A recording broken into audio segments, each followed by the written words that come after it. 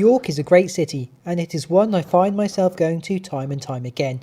I like historical cities, I like looking at the architecture, and I like the vibe of these cities too. I am happy just walking around York, soaking up the atmosphere, but I realise not everyone is like me. There is loads to do in York, and whilst many people would call these must-dos, I'm afraid I can't. Must-do is a subjective term and means different things to different people. Rather than say my list is a list of 12 must things to do in New York, I prefer to call it 12 things you may or may not want to do in York, and these include: the Shambles is one of the most famous and historic, if not the most famous and historic street in York. If you want to trip back to the oldie worldy times, the Shambles is just what you are looking for. It is a small, tight, quaint and pretty street with original buildings. The Shambles is now a tourist trap, and it is full of expensive and touristy shops.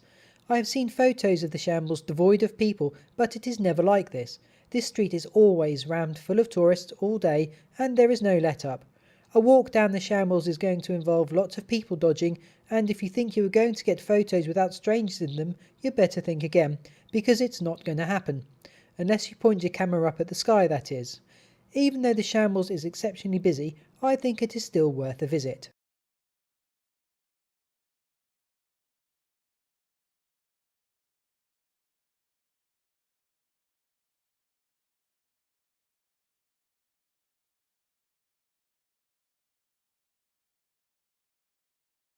York Market is located right near the Shambles, which is why it is often referred to as the Little Shambles. I have to admit that I am not really a fan of markets, however, whenever I go away I always end up walking around them with the better half. We don't spend a lot of time in the markets, and we seldom buy anything either, but we always end up visiting them regardless. I have been visiting York at least once a year for the last 7 or so years, and I have noticed the decline in the market, and it seems to be getting smaller and smaller every visit.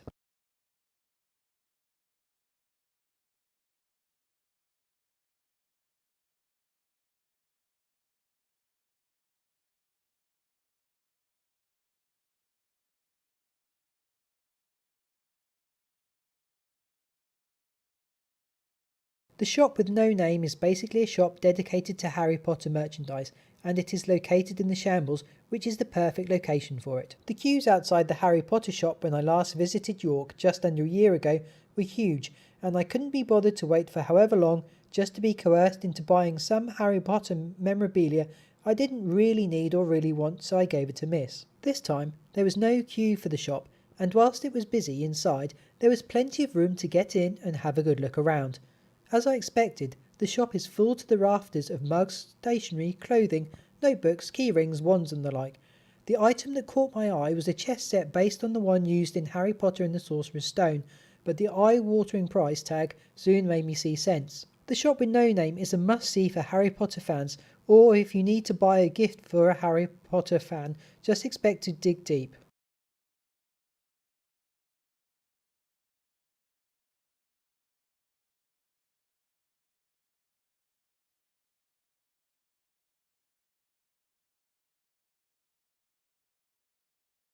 York Minster is, without a doubt, the most famous building in York, and it is easy to see why. The Minster is massive. It is an intimidating and very impressive building. I couldn't manage to get the entire Minster in a single frame and still capture any detail, hence this footage. I have been told the interior of the Minster is just as impressive as the exterior, and I have no reasons to doubt this. I can't confirm this, because I have never been inside the Minster, and there are specific reasons for this. Firstly, I am not religious, and whilst I appreciate architecture, I would feel a total hypocrite going in a religious building. The second reason I haven't been in the Minster is because it is so damn expensive, and I can't justify the cost. I know I wouldn't spend too long in the Minster, and neither would the better half, so it would be a total waste of money. I will only ever enjoy the Minster from the outside, and every time I visit York we take a walk around the Minster, not least to see if the building work, which seems to have been going on for several years now, as ever finally finishes.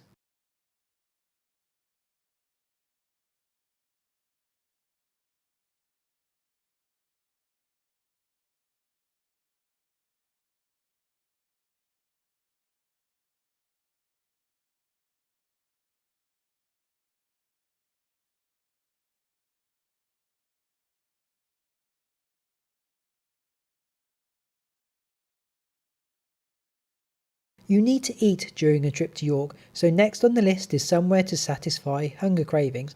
There are loads of restaurants, cafes and eateries in York, but the one I go to for lunch whenever I visit York is the Golden Lion. This is a traditional pub with lots of wooden fixtures and fittings and real ale. This pub sells no frills, non-pretentious pub grub at reasonable prices. When you order food from this pub, you know exactly what you're getting and there are no surprises. The city wall is well preserved and there is a long section that is considered sturdy enough to allow people to walk along it. Yet, even in today's strict health and safety culture, it is possible to walk along some of the wall. The walk along the wall provides a view from above and plenty of photo opportunities. Some sections of the wall have safety railings and some sections don't. Passing people on the sections where there are no railings can be a little hairy, but it's generally okay. The wind can also make walking along the city wall an exhilarating experience too, not least when there is a strong breeze blowing across it.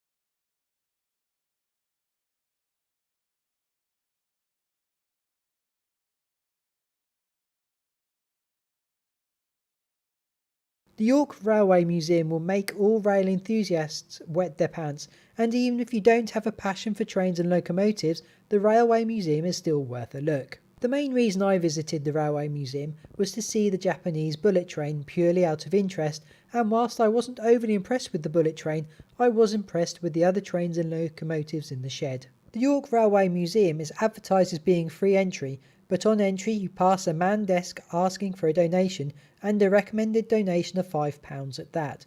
The bottom line is, the National Railway Museum costs £5 to get in, and the method of getting money from the public is very aggressive. The way the donation was requested on entry did put my back up a bit. I have no problems making a donation, and I would have put more in the pot had it not been for the demands on entry. What put my back up more was there is another donations box as you exit the Railway Museum for a double whammy. The museum contains other railway memorabilia and bits and pieces in addition to the trains and locomotives, so there is plenty to look at.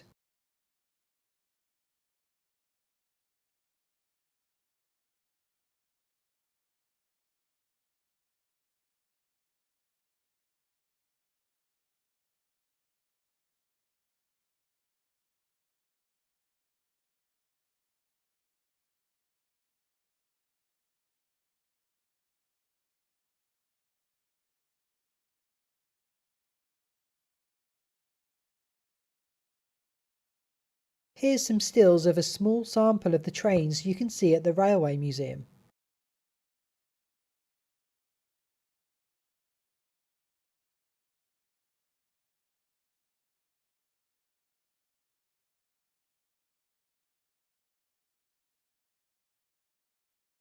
The River Ouse runs through York, and whilst you can't get very far down the river and have a long walk, there is a short section you can walk along which is pretty, scenic and picturesque.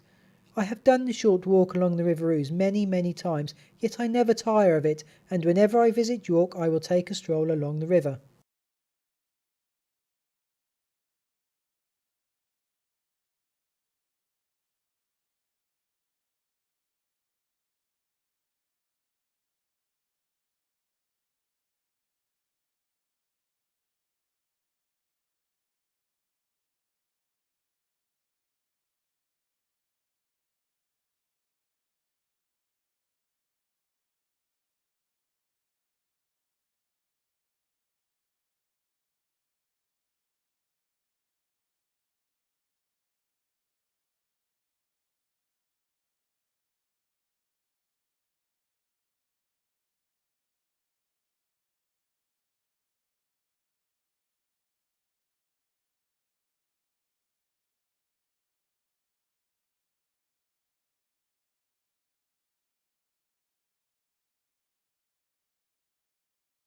All I know about the Clifford Tower is it is an old structure on top of a mound overlooking the York Museum and the railway. The climb to the top of the mound is up a short but steep set of steps, which will get your heart pumping and your lungs working. If you're like me, you'll also find your calves will be burning and your hamstrings go tight as well. You can go into the Clifford Tower, however I didn't bother, and the reason was because I thought it was just too expensive. Call me tight, but I couldn't justify the entrance fee. The view from the top of the mound is good, and there are good photo opportunities too. I have no interest in going inside the Clifford Tower, and I doubt I ever will.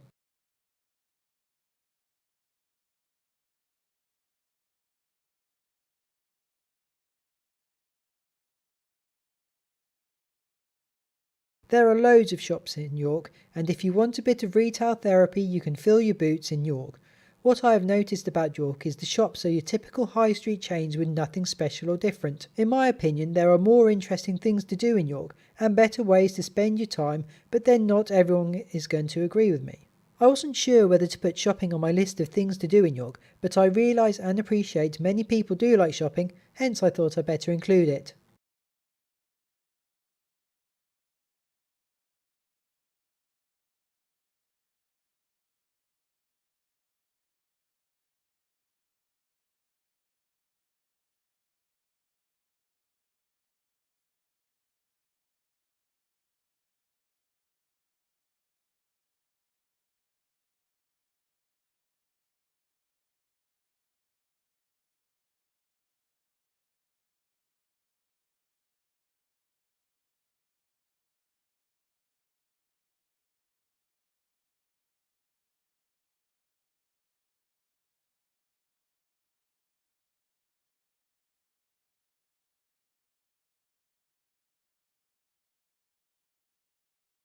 The Orphic Viking Centre is one of York's most popular attractions, and it is something I cannot comment on because I have never managed to get to have the Orphic experience. As you can see today, the queue is massive, and with no guarantee of entry I won't be joining it. I have tried to get into the Orphic Centre on previous visits to York, but something has always gone wrong. It has always been fully booked, it has been too busy, it has been closed due to flooding. The list just goes on and on. One day I will get into the Orphic Viking Centre. York Dungeon do not permit the use of cameras or any recording equipment, hence the poor visuals in this part. I would love to have recorded some of the York Dungeon experience, but I am not rebel enough to break the rules. Besides, I didn't want to get ejected after paying out a considerable amount of money for the experience. I naively thought York Dungeon was, as the name suggests, a dungeon. I have to admit that I was a total idiot with this assumption, as York Dungeon is a series of historical plays and enactments with lots of audience participation. How historically accurate it is, I don't know, but it is entertaining and I guarantee there'll be plenty of laughs, giggles, gasps, jumps and shrieks. The York Dungeon is great fun, but it is a bit of a one-trick pony, and now I have done it once I won't be repeating it in the future.